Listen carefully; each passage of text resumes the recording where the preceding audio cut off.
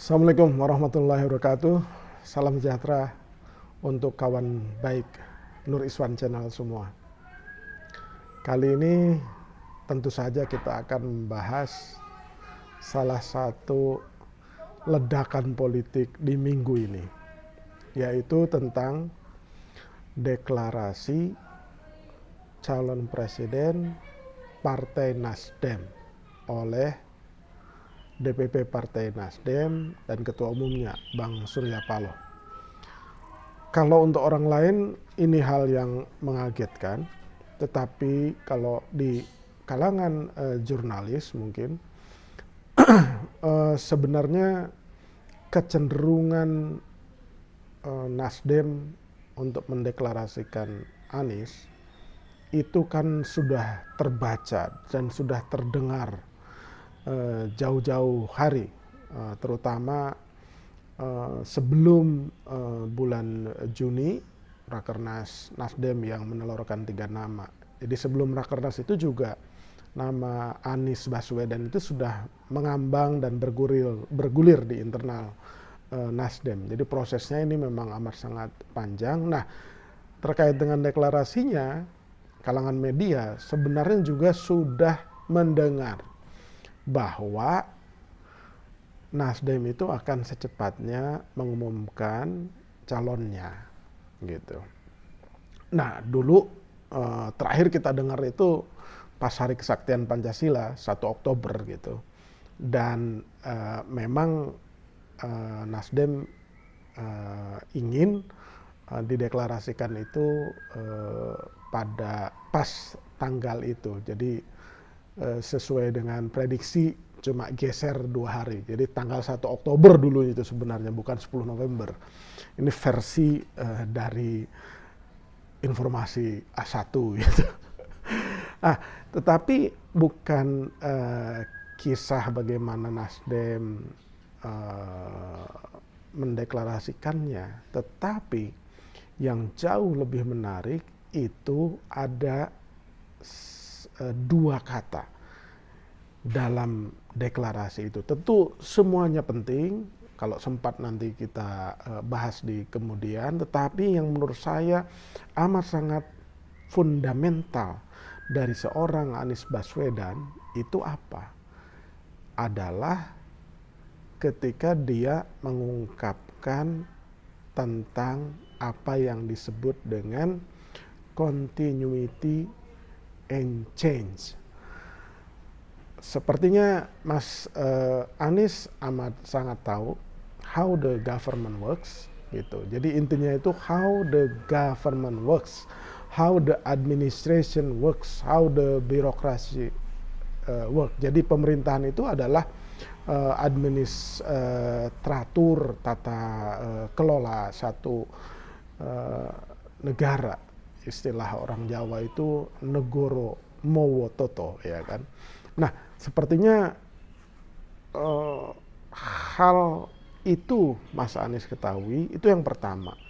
Jadi bagaimana cara pemerintah di kemudian hari mengambil keputusan-keputusan, menetapkan skala prioritas, membangun hubungan dengan yudikatif dan legislatif, bagaimana menyusun APBN yang disesuaikan dengan konteks ruang dan waktu. Jadi ada banyak segi, tetapi kemudian Mas Anies menjadikannya itu satu mantra, ya kan? Mantra politik yang amat sangat singkat, yaitu continuity and change. Continuity itu adalah keberlanjutan atau kesinambungan. Kalau change itu adalah perubahan atau penyesuaian gitu, supaya lebih ramah istilahnya itu, ya bukan perubahan, atau lebih tepatnya mungkin penyesuaian. Nah, setelah saya telaah lebih jauh, ya kan, di teori-teori pemerintahan dan di government, memang semua pemerintah di berbagai negara itu intinya ketika ia memerintah itu ya continuity and change gitu. Nah, dalam konteks Mas Anies Baswedan setelah deklarasi itu juga saya menonton banyak, mengumpulkan data dan fakta apa sih maksud dari Mas Anies menyebutkan ketika ditanyakan bagaimana nanti ketika akan memerintah, apakah akan menghentikan IKN ataukah akan menghentikan kereta cepat dan lain sebagainya. Mas Anies secara singkat menjawab bahwa pemerintahan itu satu negara itu merupakan proses berlanjut yang terus-menerus. Tapi ada 4 hal sebenarnya. Setelah saya kumpulkan dari Mas Anies yang disampaikan itu adalah 4 hal. Ya kan, 4 hal ketika siapapun itu memerintah, terlebih lagi jika insya Allah Mas Anies dipilih oleh masyarakat berdasarkan rekam jejaknya dan prestasinya, kemudian mayoritas masyarakat dan partai politik kemudian mendukungnya, mengusungnya, dan terpilih olehnya, kan orang akan bertanya bagaimana Mas Anies Baswedan bersama pasangannya, bersama pemerintahannya itu akan menjalankan roda pemerintah. Nah, saya simpulkan 4 hal nih. Jadi 4 hal ini, pertama, meneruskan yang sudah baik. Ini namanya kesinambungan. Ya. Berkesinambungan. Jadi meneruskan apa yang dilakukan dan sudah baik. Itu namanya going concern, ya kan? Kemudian yang kedua, ya kan, Mas Anies juga pernah mengatakan meluruskan yang belum lurus. Artinya ini terkait dengan good governance, tata kelola yang baik, ya kan? Kadang-kadang di perjalanan pemerintahan itu seperti juga di korporasi ada hal yang mungkin belum pas. Nah, ini harus dipas-pasin, belum lempeng ya dilempeng-lempengin gitu supaya berjalan sesuai dengan harapan. Itu namanya good governance, tata kelola yang baik. Yang ketiga adalah menyelesaikan pekerjaan atau program yang belum selesai. Di pemerintahan kita itu ada yang disebut sebagai program strategis nasional misalkan.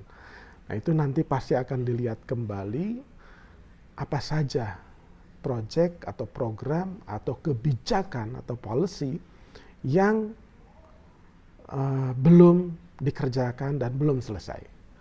Nah, itu namanya pending matter. Jadi apa-apa yang tertunda itu diteruskan. Seperti misalkan transportasi di Jakarta, ya kan, diteruskan oleh Mas Anies dari tadinya busway, kemudian ada trayek baru, kemudian diintegrasikan. Itu namanya pending matter, menyelesaikan pekerjaan yang belum selesai, proyek yang belum selesai, program yang belum selesai, kebijakan yang belum ditelurkan misalkan. Terakhir yang keempat itu adalah